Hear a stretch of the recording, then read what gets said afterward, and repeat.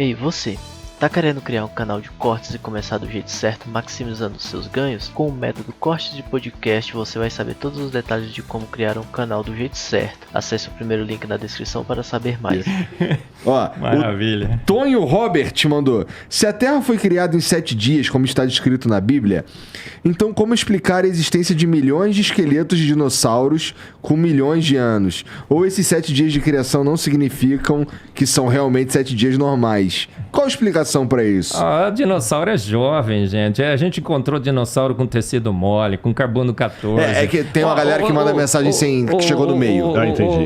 Igor, outro dia descobriram um dinossauro com pele. O dinossauro tinha a pele ainda preservada. Congelado? Enterrado. Não podia ser, tá com pele.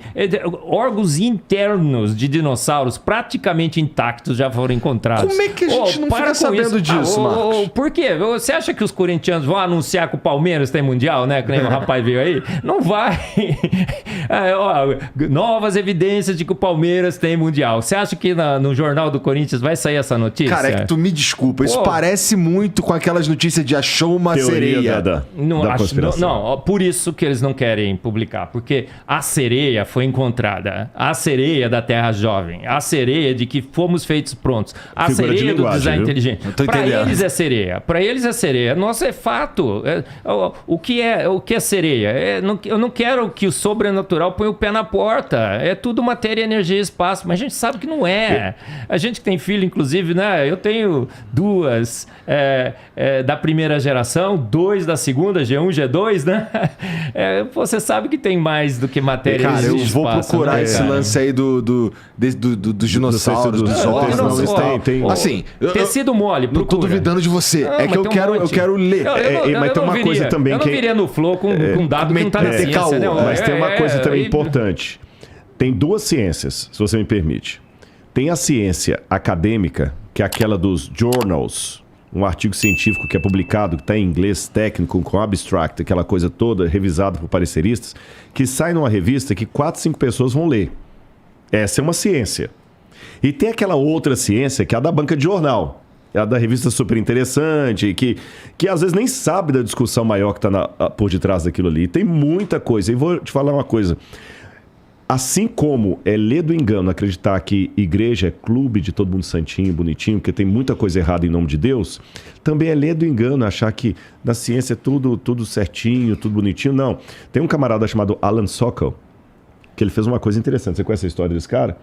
Ele quis provar que às vezes existem tantas predisposições científicas para algumas coisas, e esse cara não tem nada de religioso, que ele publicou no Social Text um artigo que não dizia nada com nada. Mas como ele tinha renome, ele falou, vou dar um tiro no pé, mas para provar que às vezes você pode publicar um artigo nada com nada com parecerista só porque você tem renome.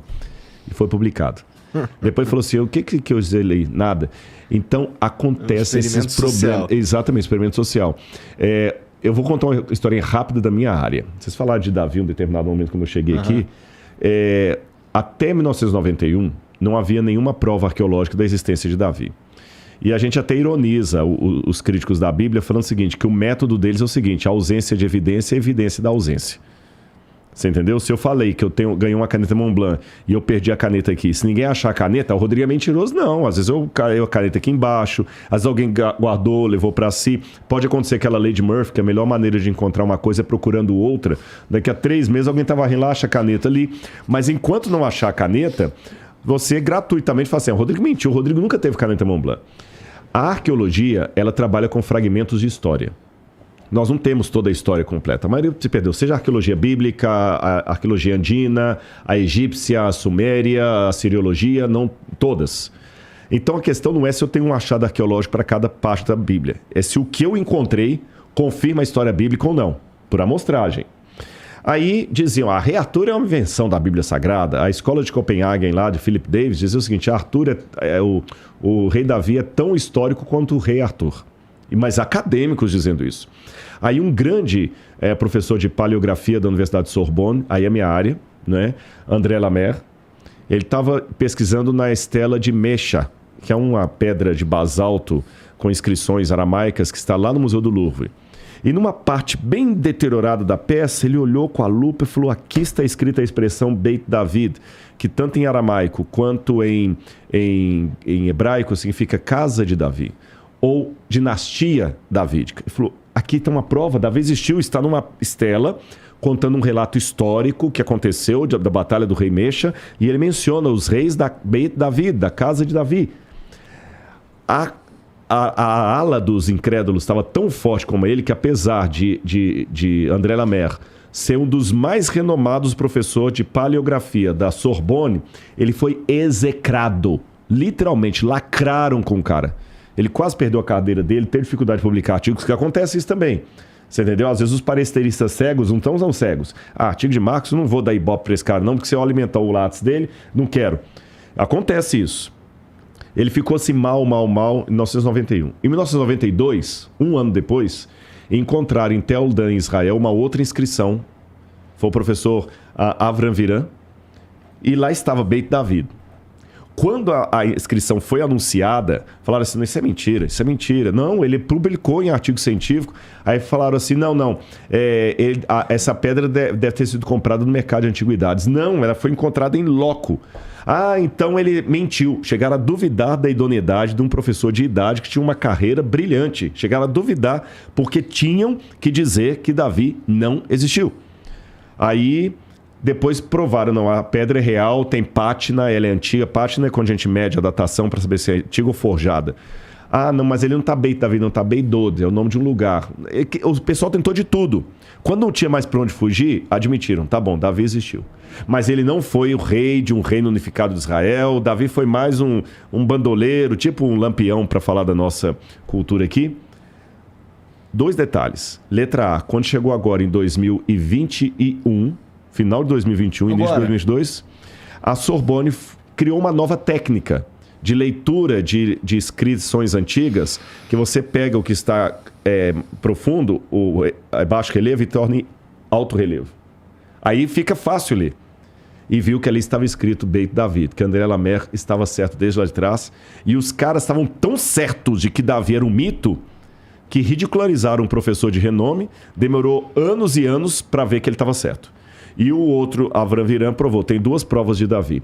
Agora, nós estamos encontrando um monte de evidências que existiu um reino unificado de Davi. Inclusive, o professor com quem eu vou escavar agora lá em Israel, que foi meu professor na Universidade Hebraica, um cara renomadíssimo, o professor Garfinkel.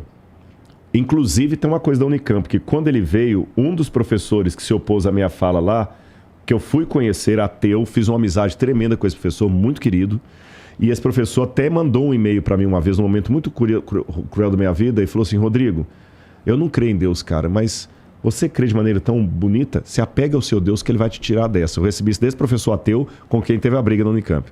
Aí eu falei com ele assim: olha, meu amigo, como eu estou saindo do Brasil, eu não vou poder acompanhar um ex-professor meu na Unicamp, Garfinkel, mas por favor, dessa vez não deixe nenhum ateu barrar a palestra dele. Ele falou: de jeito nenhum, porque agora eu conheço que você é um cara sério. O Garfinkel foi, falou na Unicamp. Só que o Garfinkel, lembra que negócio de falar de religião? O Garfinkel falou na Unicamp, e na época a gente mandou o release da presença dele no Brasil para um monte de lugar. A Unicamp foi a única que aceitou falá-lo lá, e porque esse meu amigo ajudou a interferir, esse ateu.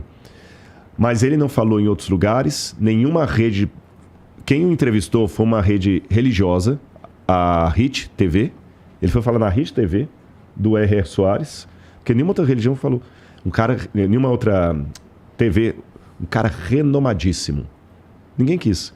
Quando o Israel Finkelstein, que é um arqueólogo israelense que não crê na Bíblia, escreveu a Bíblia, não tinha razão, veio aqui, tudo enquanto a universidade chamou o cara para dar palestra. William Lane Craig veio ao Brasil, um cara renomadíssimo, com 2 doutorados. O cara é demais. Veio no Brasil, ninguém deu bola para ele, e muitas universidades falam assim: não vamos deixar ele falar aqui porque ele não é um acadêmico sério. O cara ele tem mais artigo publicado que você na área de filosofia. William Lane Craig. Não deixaram. Quando veio o Richard Dawkins, saiu na Veja, saiu nas Baixas Amarelas, tudo quanto é revista. Desculpe, isso aí são 2 pesos e 2 medidas. Isso que eu fico chateado. São 2 pesos e 2 medidas. Aí eu conto uma parábola para os crentes e para os descrentes. Uma vez na Índia, um hindu estava reverenciando as águas do rio Ganges. Um amigo europeu falou com ele assim: rapaz, para de fazer isso aí. esse rio está poluído. Ele falou, não está poluído não, esse rio é sagrado, esse rio é poluído. O amigo pegou algumas gotas da água, já que hoje é o dia da água, colocou no microscópio e mostrou para o hindu que as águas estavam completamente poluídas. Desgostoso com a realidade, ele tomou uma pedra, quebrou o microscópio e continuou mergulhando. Essa advertência vale tanto para os crentes, que às vezes não têm fé, têm fideísmo, sabe? Existe uma diferença entre crença e crendice. Deus pediu para eu ser crente, não crédulo. Sabe o Rubião lá do Quincas Borba, no Machado de Assis, né? Que ele falava do Rubião como sujeito mais crédulo do que crente. Eu sou crente, eu não sou crédulo. Então cuidado para você não ser um crente que está quebrando. Isso vale para mim, a advertência vale para mim. Mas também vale para o cético. Cuidado que às vezes tem tanta coisa que ele está apresentando, mas você está tão seguro do seu ceticismo que você quebra o microscópio e continua mergulhando nas águas do Ganges.